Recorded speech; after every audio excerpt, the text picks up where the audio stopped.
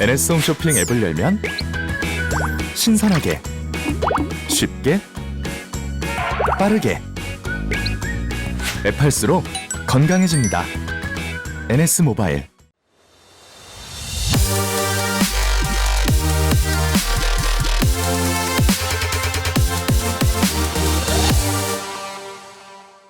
안녕하세요. 2020년 부산국제광고제 심사위원을 맡게 된 이광재라고 합니다.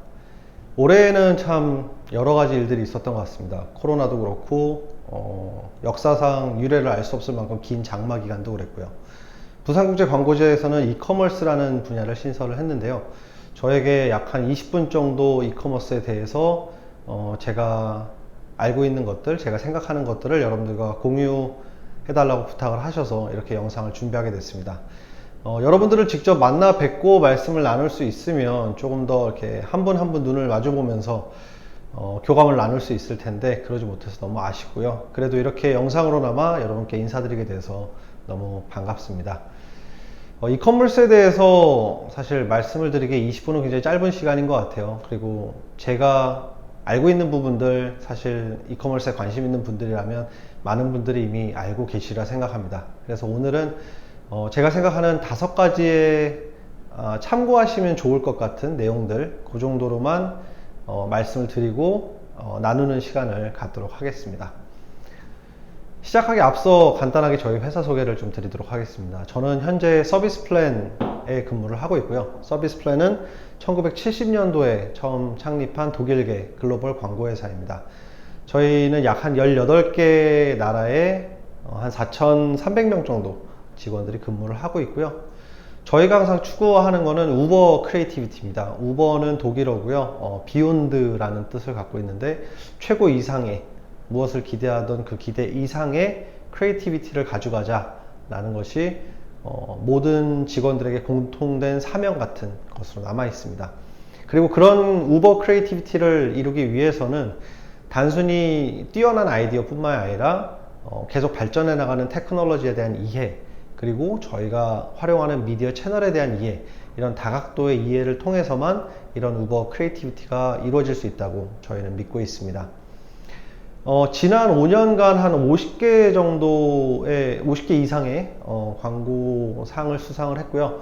대표적으로 깐느나 뉴욕 페스티벌, 클리오, 올해 같은 경우는 뉴욕 페스티벌에서 2020년도에 그랑프리를 감사하게도 받을 수 있는 기회가 됐고요. 부산국제광고제에서도 대한민국에 있는 광고회사로는 최초로 그랑프리 오브 더 이어를 수상하게 됐습니다.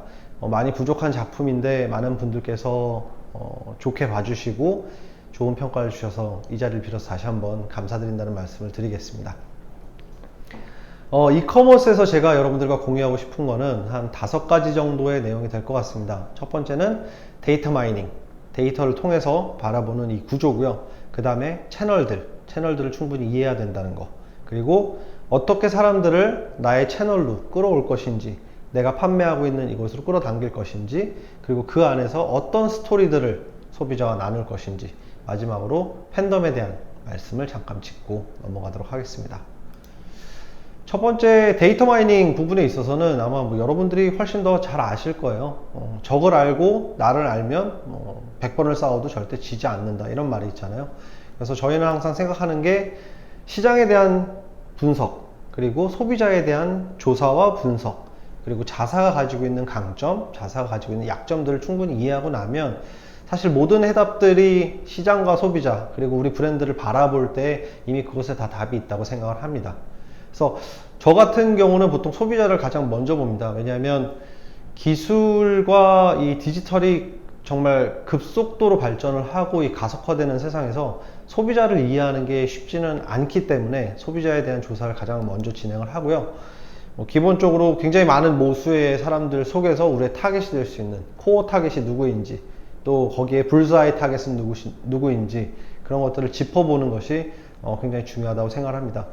기존의 이커머스 생태계에서는 퍼포먼스 마케팅을 진행을 하면서 사실 얼마나 사람들한테 관심을 일으키고 또 흥미를 유발할 수 있는 자극적인 배너라든가 키워드 검색, 그리고 거기에 따라오는 다양한 디스플레이 광고들이 주를 이루었지만요. 앞으로 이커머스 시장에 있어서는 이런 시장 분석에 대한 것들이 점점 더 필요해질 것이라고 저는 생각을 합니다. 그래서 기본적으로 소비자 같은 경우는 뭐 데모그래픽 인포메이션이 있을 수 있겠죠. 그 사람의 성별, 나이대, 이 사람의 소득 수준은 어떤지, 이 사람의 교육 수준은 어떤지 이런 것들을 볼 수 있을 것 같고요. 두 번째로는 이 사람이 내가 마케팅을 하려는 나의 브랜드의 경쟁사에 대해서 얼마나 알고 있는지, 그리고 그 브랜드의 인지도뿐만이 아니라 그걸 넘어서 선호도는 어떻게 되는지, 이런 것들을 이해하는 것들도 중요하다고 생각을 합니다. 그리고 그 밖에도 끊임없이 소비자를 따라다녀 보고 조사하고 그들의 생각들을 같이 느낄 수 있는 그런 부분들이 중요하다고 생각을 하는데요. 소비자 조사를 할 때 너무 완벽하게 하시려고 하기보다는 사실 여러분들도 저도 소비자의 한 명이기 때문에 나는 어떻게 생각하는지에서부터 출발하면 좋을 것 같아요. 나는 어떤 사람이고 나는 어떤 거에 반응을 하는지, 사실상 내가 아무리 예쁘게 만들고 사람들에게 어떤 메시지를 전달하기 위해서 특정 그런 프로토콜을 설계를 하더라도 사람들이 그거를 그렇게 따라와 줄 정도로 만만하지는 않다고 생각을 합니다. 정말 내 스스로도 재밌다고 생각을 하고 내 스스로도 관심이 가는 그런 캠페인에 다른 사람들도 같이 호응한다라고 저는 생각을 하고 있습니다. 그 다음에 이제 볼 수 있는 게 경쟁사인 것 같아요. 나의 경쟁사들은 과연 어떤 메시지들을 소비자에게 던지고 있는가, 나의 경쟁사들은 어떤 스펙을 가지고 있는가, 나의 경쟁사들은 무엇을 강점으로 계속적으로 사람들에게 어필하는가, 그 매력적인 부분이 어떤 것들인지 충분히 이해를 해야 이 시장에서 경쟁사들도 저희와 마찬가지로 충분히 시장에 대한 고민을 하고 조사를 했다고 생각합니다. 거기에서도 많은 힌트를 얻을 수 있을 거라고 생각을 하고요. 마지막으로 이제 전체적인 시장과 자사 제품이 어떻게 가야 할지 그것에 대한 포지셔닝이 굉장히 중요할 것 같아요. 그래서 제가 오늘 SK 하이닉스를 하나의 사례로 들어서 여러분들께 설명을 드릴 텐데요. SK 하이닉스를 진행할 때 저희가 첫 번째 있었던 챌린지는, SK 하이닉스는 세계에서 넘버 2인 메모리 매니팩처러 회사입니다. 그래서 메모리를 매니팩처러 하는데 대부분은 B2B로서만 많이 비즈니스가 이루어졌었어요. 하지만 이제 B2B 시장을 넘어서 B2C 시장까지 생각을 하면서 여러분 컴퓨터에 있는 저장 장치인 SSD, 기존에 이제 HDD였죠. 하드 디스크 드라이브가 대다수를 이뤘는데 이 기술들이 발전을 하면서 Solid State Drive라는 SSD 저장 장치가 시장에 선을 보이게 됩니다. 근데 HDD 같은 경우는 하드 디스크 드라이브, 그래서 그 외장 하드나 혹은 하드 안에 실제 그 플래터라는 하드 디스크가 들어 있어요. 하지만 SSD 같은 경우는 메모리 베이스로 저장 장치가 구성되어 있습니다. 그래서 하이닉스가 B2C를 진출할 수 있었던 거고요. 그런데 그렇게 B2C를 진출을 하려고 하는데 과연 우리 제품의 가격대는 어떻게 해야 되는지, 프라이스 포인트죠. 그리고 이거에 대한 프로덕트의 강점을 어떤 걸 어필을 할 건지, 프로덕트 포인트, 그리고 이것을 과연 어디에서 판매를 할 건지, 플레이스, 그 다음에 어떠한 광고를 통해서 소비자를 유입시키고 그들의 갈증을 해소해주고 욕구를 충족시켜줘서 구매로까지 이루어지게 하는지, 이런 프로모션까지 다양한 고민들과 조사들을 했었습니다. 그래서 단순히 비주얼 하나 가지고 이게 무엇이냐라고 궁금해 하실 수 있는데요. 저희는 일단 저희 SSD가 메인으로 잡고 있는 타겟을 세 가지로 분류를 했습니다. 하나는 게이머들, 왜냐면 게임이 계속적으로 더 나은 그래픽과 더 많은 컨텐츠들이 이루어지다 보니 게임의 볼륨도 상당히 커졌고 그걸 따라갈 수 있는 빠른 처리 속도도 필요하게 됐죠. 그래서 게이머들에게 필요로 하는 SSD, 그 다음에 영상이라든가 음악을 편집하시는 분들도 대용량의 저장 장치가 필요해지면서 그분들에게도 SSD가 하나의 타겟이 됐습니다. 그리고 저도 지금 이렇게 영상을 찍고 있지만 유튜브에서 많은 영상을 제작하시는 유튜브 크리에이터들 분들도 이제 저희의 타겟이기 때문에 그런 사람들에게 뭔가 직설적인 얘기로 SSD를 구매하세요 라는 얘기보다는 정말 이렇게 이 지구를 바라보는 어떤 저런 미지의 세계에 있는 저 후디를 둘러쓴 후디맨이 나와서 그 사람들과 같이 교감을 하고 그 사람들의 부족한 부분을 해소해주고 더 빠른 스피드, 더 안정적인 endurance, 그리고 뭐 장기적으로 쓸 수 있다는 그런 개런티까지 전달해주는 메신저의 역할을 하는 크리에이티브를 만들어내게 됐습니다. 두 번째로 채널에 대한 말씀을 드리고 싶습니다. 채널 같은 경우 이제 뭐 백인백색이라고 하죠. 100명의 사람이 있으면 100가지의 색깔이 있다. 근데 저는 이걸 약간 재미있게 투입을 해서 백이백색이라고 바꿔봤습니다. 100개의 이커머스 채널에는 100가지의 색깔이 있다. 이게 무슨 말이냐면 채널마다 특성들이 저는 다르다고 생각을 해요. 기존에는 온라인 쇼핑몰이 되게 일원화되어 있었고 90년대 중반에 11번가하고 롯데에서 온라인 쇼핑몰 만들면서 그 쇼핑몰들은 되게 비슷한 체계 구조를 갖고 있었어요. 하지만 소비자의 니즈가 달라지고 빠른 배송을 원하는 사람들이 생기면서 쿠팡의 로켓 배송이라는 시스템이 나왔고요. 아마존에서는 아마존 프라임이라는 서비스가 나왔습니다. 그리고 뭐 그거 외에도 뭐 여러 사람들이 모여서 더 저렴한 가격에 구매를 하고 싶은 그런 플랫폼들도 나왔고요. 가격대별로 다양한 온라인 플랫폼들이 나왔다고 보고 있습니다. 그래서 채널을 충분히 이해하고 그 채널에 오는 사람들까지 이해하고 나면 저희가 어떤 메시지를 가지고 이 사람들을 끌어들일 것인지를 생각할 수 있을 것 같아요. 그래서 이제 SK 하이닉스 같은 경우에 이제 B2C로 진출을 하는데 사실 이제 여기서 한 가지 챌린지가 있었습니다. 그건 뭐냐면 한국에서 출시를 하는 게 아니라 미국 시장에서 출시를 하고 싶어 했어요. 한국이 지금 한 5,800만 명 정도 인원이 되는데 미국은 한 5억 명 정도의 인원이 되기 때문에 한 10배 정도 시장이 더 큰 거죠. 그리고 미국에서는 이 SSD의 금액이 조금 더 있지만 그거에 대한 충분한 소화를 할 수 있는 내수 시장이 형성되어 있었기 때문에 미국 시장을 타겟으로 잡았습니다. 그래서 저희가 제일 먼저 한 거는 채널별로 분석을 해봤어요. 그래서 대표적인 채널로 나온 게 아마존, 이베이, 그 다음에 뉴에그가 있었습니다. 이베이 같은 경우는 사실 그 중고를 서로 거래하는 플랫폼으로부터 시작을 했었고 지금은 사실 굉장히 많은 업체들이 입점해 있는 상황인데 이베이는 테크 쪽 관련된 제품보다는 사실 실거래에서 이루어지는 생활 필수품들이 훨씬 더 거래가 많고 또 특이한 취미라든가 레저를 공유하는 사람들이 많았기 때문에 이베이는 사실 저희가 한쪽으로 빼놨었고요. 그 다음에 뉴에그 같은 경우는 사실 컴퓨터를 전문으로 판매하는 곳이나 그 곳에 방문하는 사람들의 모수가 작았기 때문에 저희는 최종적으로 아마존을 선택을 했습니다. 뭐 아마존은 제가 더 설명하지 않아도 뭐 훨씬 더 많이 아실 거예요. 아마존 미국이 가장 크고요. 이 아마존 미국 외 글로벌 시장에 한 3억 명 정도 아마존 프라임 서비스를 쓰는 사람들이 있습니다. 그리고 아마존 미국 내에서만 아마존에 월 방문하는 사람의 숫자를 보면 PC 버전에서 한 4천만 명 정도가 방문을 하고요. 그 다음에 모바일에서는 1억 2천만 명 정도가 방문을 합니다. 그러면 그 말은 아마존에는 매월 미국 내에서만 약 한 1억 6천만 명 정도가 방문을 한다는 거죠. 그렇게 채널의 특성을 이해를 하려고 노력을 했고요. 이런 겉보기에 대한 채널의 이해도가 아니라 저희가 아마존이라는 채널을 확실히 선택하고 난 다음에는 이 아마존 채널 안에 있는 알고리즘, 즉 아마존이 사람들로 하여금 구매하고 또 그 구매를 위해서 판매하는 사람들 사이에 어떠한 알고리즘을 가지고 있는지 어떤 의도를 가지고 있는지 고민들을 해봤습니다. 그래서 봤더니 A9이라는 알고리즘이 있어요. 근데 이거는 제가 아마존에도 직접 연락을 해서 물어봤지만 사실 이 A9 알고리즘은 오픈하지는 않았습니다. 그런데 저희가 계속적으로 제품 노출과 베스트셀러 랭킹 BSR에 영향을 주는 A9 알고리즘을 탐구해보고 분석해봤더니 직접적인 영향 요소와 간접적인 영향 요소로 나눠지는 걸 볼 수 있었어요.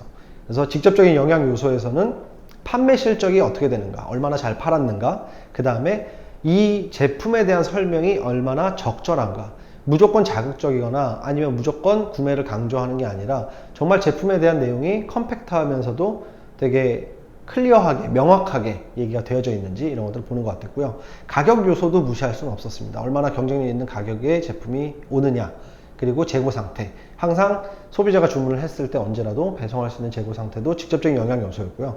간접적인 영향 요소는 제품에 달려있는 리뷰, 그리고 리뷰의 누적량, 그 다음에 크리에이티브하게 들어가는 컨텐츠들, 그 다음에 재고를 어떻게 입고를 하는지, 이제 FBI라고 해서 Fulfillment by Amazon이 있고요. 그 다음에 실제 그 채널에서 아마존에 fully 권한을 맡겨서 아마존에서 모든 걸 판매하는 시스템이 있습니다. 뭐 VC 채널이라고 하죠. 그리고 이제 광고를 어떻게 하고 프로모션을 어떻게 하느냐들이 저희가 생각하는 간접 요소였는데요. 이거는 정답은 아니고 저희가 생각하기에 그런 간접 요소가 있다라고 판단을 한 것입니다. 그래서 저희는 이 채널에 있는 장점들 중에 키워드 광고하고 영상 광고에 집중을 했었고요.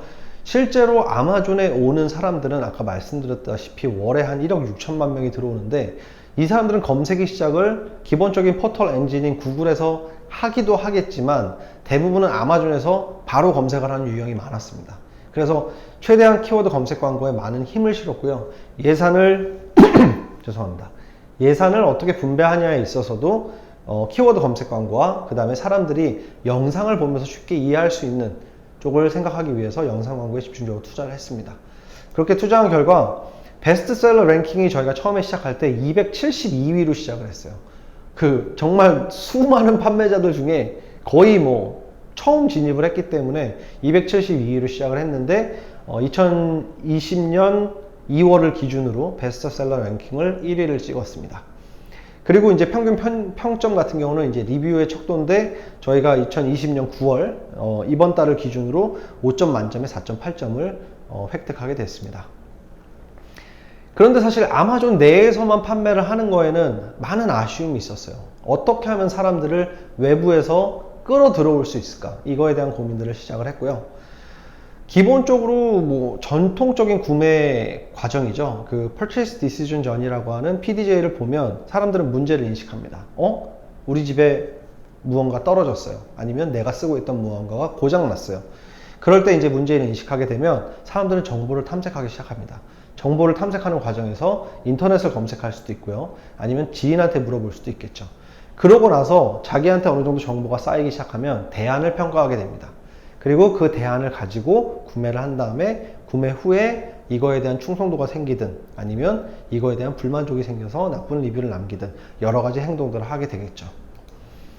그래서 저희는 사람들을 이끌어들이는 데 있어서 다양한 측면으로 고민을 해봤어요. 이 사람들한테 과연 어떻게 전달을 해야 이 사람들이 아마존에 거부감 없이 들어올까? 이 고민을 했을 때 첫 번째로 저희는 무의미한 클릭을 절대 없도록 하자라는 게 저희 목표였습니다. 수많은 배너를 집행할 수도 있고 다양한 키워드로 다른 포털 엔진에서 이끌어오는 방법도 있겠지만 소비자가 실수로 클릭하는 게 아니라 정말 충분히 대안에 대한 정보 탐색을 하고 그 정보 탐색을 한 걸 기반으로 해서 자기가 결정을 내린 다음에 올 수 있게 하자라는 게 저희 목표였습니다. 그래서 세 가지를 대표적으로 사용을 했는데요. 첫 번째는 유튜브 인플루언서를 사용했습니다. 여기 보이시는 리너스 테크 같은 경우는 1000만 구독자를 보유하고 있는 인플루언서임에도 불구하고 저희가 직접 커뮤니케이션을 하면서 SK 하이닉스의 발전 가능성, 그리고 이 제품의 비전, 그리고 실상 더 중요했던 건 이 친구가 채널을 운영할 때 이 친구의 채널은 테크 기반한 채널이기 때문에 너가 이 제품을 사람들한테 보여주는 것이 너의 채널의 성장에도 충분히 도움이 될 것이고 너의 구독자들을 충분히 즐겁게 해줄 것이다 라는 포인트를 설득을 했습니다.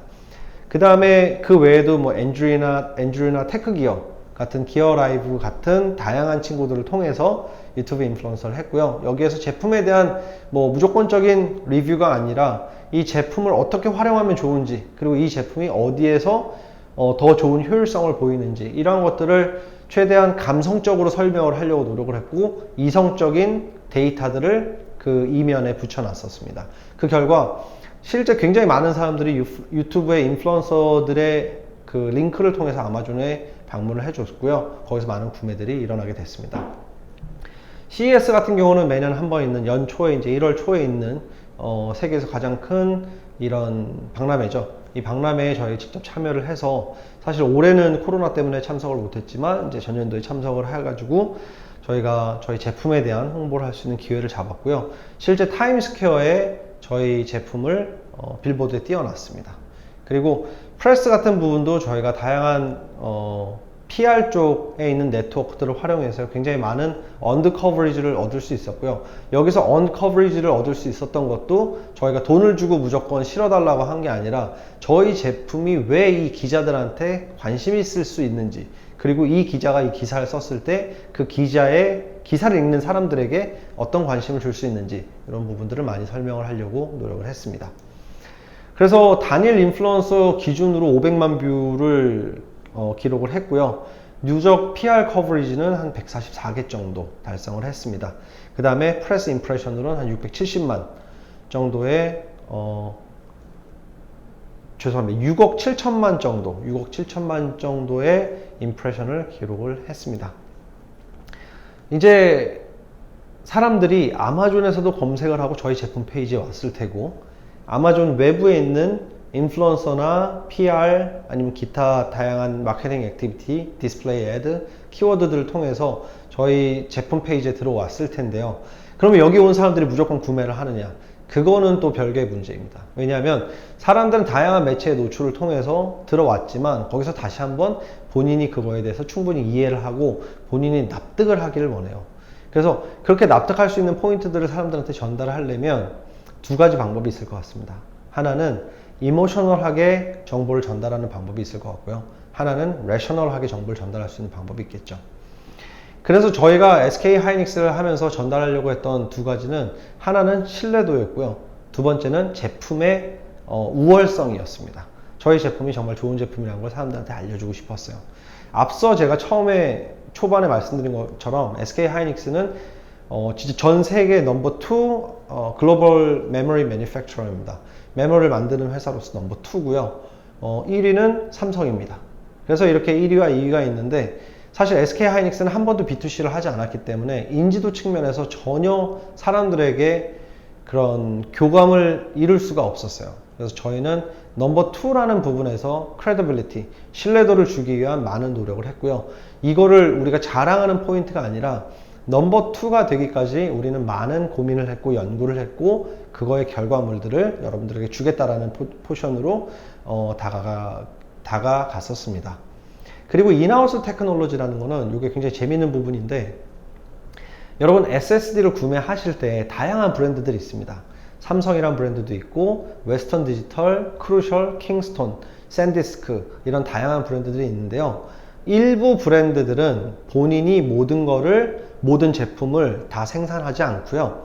딱 메모리 하나를 본인들이 생산을 하면서 거기에 들어가는 램이나 컨트롤러, 이런 것들이나 케이스, 이런 것들은 다 다른 곳에서 납품을 받아서 최종적인 조립을 완료하고 판매를 하는 경우가 있습니다.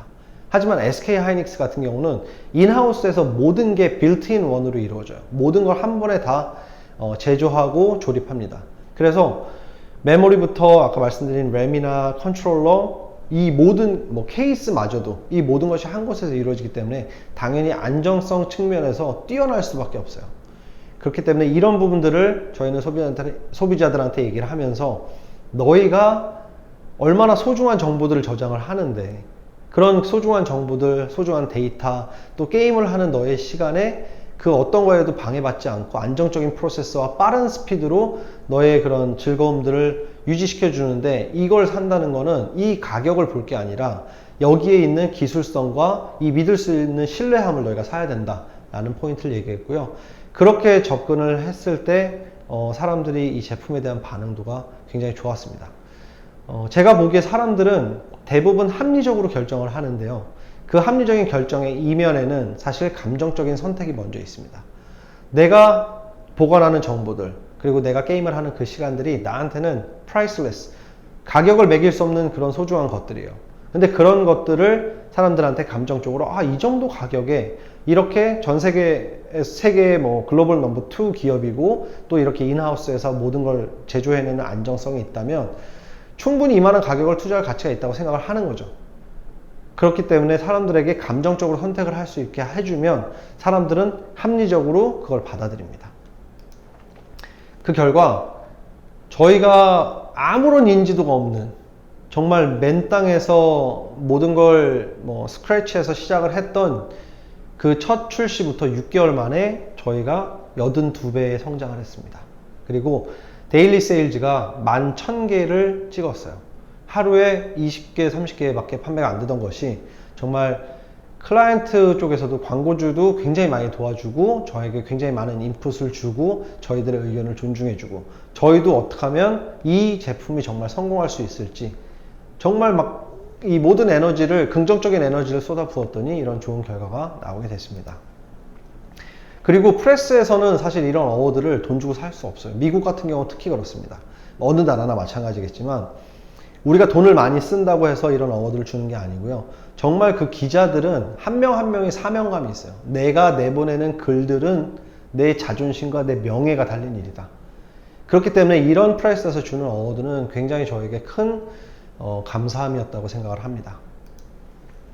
그리고 2020년 9월 현재까지 저희가 총 누적 판매 대수가 82만 대를 찍었습니다. 애석하게도 이 제품을 한국에선 구매를 하실 수가 없어요. 미국 내 배송이기 때문에.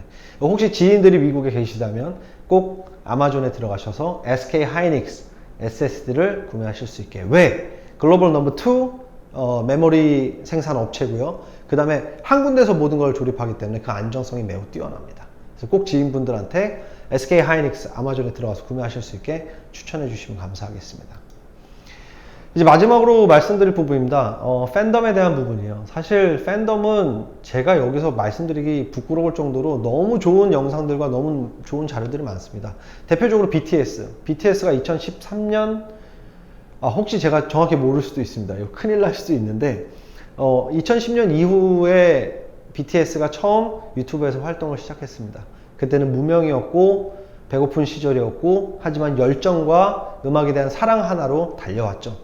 그러면서 유튜브에서 끊임없이 자신들의 얘기를 하고 솔직하게 다가가고 그런 노력하는 모습들이 한 명, 두 명 사람들에게 감동을 주기 시작했어요. 그러면서 아미라는 팬이 만들어집니다. 이 팬덤이 얼마나 무섭냐면요. 2017년도에 빌보드 차트 1위를 했을 때 사람들은 뭐 싸이의 강남스타일처럼 반짝하고 말겠지 라는 생각을 하신 분들도 있어요. 그런데 이 팬들이 나서서 이 방탄소년단들을 지켜줍니다. 그리고 응원해주고요. 지원해줍니다. 그래서 팬덤에 대한 거는 사실 뭐 제가 여기서 크게 말씀드릴 건 아닌데 저는 오늘 말씀드리고 싶은 팬덤은 이 영상을 보시는 분들은 아마 대부분 광고 쪽에 종사를 하시는 분들일 거예요. 그렇기 때문에 여러분들이 일을 할 때 여러분들도 스스로도 여러분들이 하는 제품에 대한 팬덤을 가지시길 바라는 마음에 이렇게 써놓은 겁니다. 그래서 뭐 여러분들 다 잘 아시는 그런 단어죠. 노노에 나오는 공자가 한 얘기인데요. 무언가를 아는 사람은 그걸 막 좋아하는 사람만큼 잘할 수가 없어요. 근데 그걸 막 좋아하는 사람도 이게 막 즐기는 사람만큼은 할 수가 없습니다. 그래서 광고업에 제가 한 18년 정도 일을 했죠. 마케팅과 저는 클라이언트 쪽에도 잠깐 있었고요. 그 다음에 에이전시 사이드에서도 있었고, 그래서 총 한 18년 정도 근무를 했는데 솔직히 힘들 때가 많았습니다. 사람을 상대하는 직업이다 보니까 사람과의 오는 스트레스도 많았고요. 그리고 항상 새로운 제품을 고민하고 연구하고 조사하는 거에 대한 어려움도 많았어요. 물론 그래서 다양한 제품들의 얕고 방대한 지식을 알 수 있고 또 다양한 트렌드를 빨리 접할 수 있는 그런 장점도 있었죠. 근데 그렇게 힘들 때 저한테 항상 가장 큰 힘이 돼 줬던 거는 내가 맡은 브랜드를 내가 얼마나 사랑하냐였어요. 제가 맡은 수많은 브랜드들, 그 수많은 브랜드들을 제가 사랑하지 않았으면 그 브랜드의 그런 좋은 결과들을 이끌어내지 못했을 것 같아요. 제가 그 브랜드의 팬이 돼서 제가 제일 먼저 팬이 되고 솔직하게 다가가고 내가 정말 느낀 그것들을 친구들에게, 사람들에게, 소비자에게 이 전달해주고 싶은 막 안달나는 그 애타는 마음이 없었다면 좋은 광고를 만들기 어려웠을 거고 또 이 광고업에서 계속적으로 긍정적인 생각을 가지면서 지내지 못했을 것 같습니다. 그래서 여러분들에게 드리고 싶은 말씀은 여러분들이 어떤 브랜드를 맡던 어떤 제품을 맡게 되던 그거에 가장 먼저 팬이 돼보세요. 팬 1호가 돼보세요. 그래서 뭔가 보여주기 위한 거나 막 세상을 바꾸는 아이디어 아니면 막 무언가 사람들을 어떻게 조종해서 이렇게 무언가를 만들겠다라는 그런 접근보다는 이 제품을 너무너무 좋아하는데 내가 좋아하는 친구들에게 내가 좋아하는 사람들에게 아 이거 안 썼어? 이거 왜 안 써? 이거 너무 좋아. 이게 왜 좋은 줄 알아? 이거 글로벌 넘버 2 회사에서 만든 거래. 이거 그곳에서 한 땀 한 땀 그 한 공장에서 모든 걸 만들어서 안정성이 너무 뛰어나대. 이게 툭툭 튀어나왔으면 좋겠어요. 그러면 여러분들이 오히려 더 즐겁게 일하실 수 있을 것 같습니다. 자, 이렇게 제가 맡은 이커머스 부분을 마무리를 하도록 하겠습니다. 마지막으로 이 소중한 자료를 만드는데 도와준 저희 팀원분들이 있어요. 김혜린 매니저, 그 다음에 김은만 CD, 그 다음에 안지호 아트.